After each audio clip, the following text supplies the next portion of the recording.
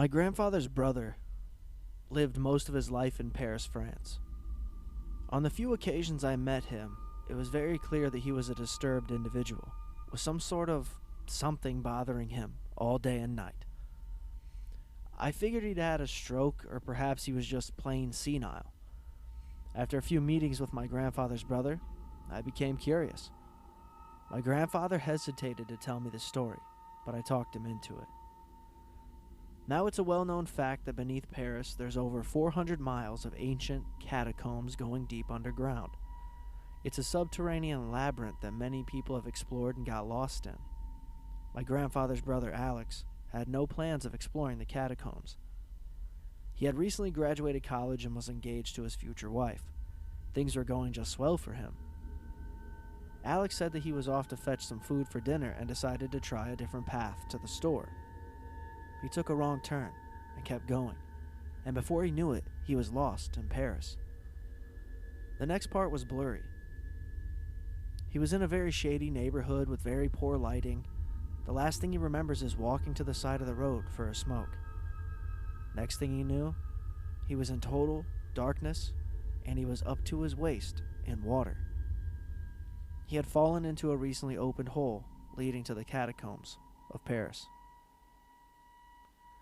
He noticed the passageways began leading downward, not what he wanted. Eventually he claims to have found a large empty room, and he decided to rest there. He couldn't sleep, and had lost almost all hope at this point. He was tottering on the edge of passing out, but he heard something.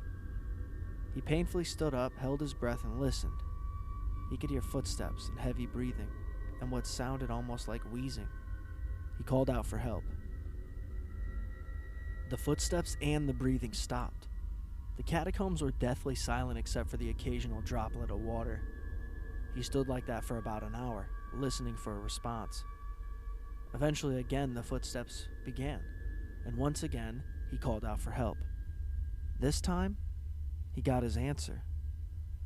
A scream rang out that he claimed to be too feminine to be a man and too deep to be a woman. The shriek was loud and lasted a long time. Beneath that, he could hear the footsteps with increased tensity.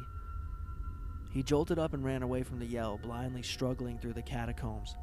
The scream didn't seem to be getting any further, and he kept running for all his life, no matter how much it hurt to do so. Eventually the shriek faded, but the footsteps were as loud as ever. He ran through the catacombs for what he said seemed like hours, and eventually came across a ladder.